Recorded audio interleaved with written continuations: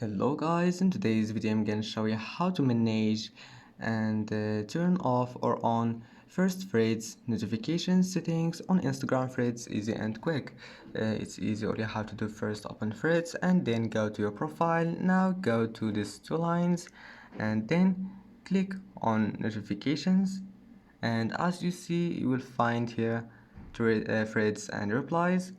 Now scroll down until you find the first threads, and now you can make it from people you follow, or you can turn it off if you want, and you can make it from everyone again, and that's it.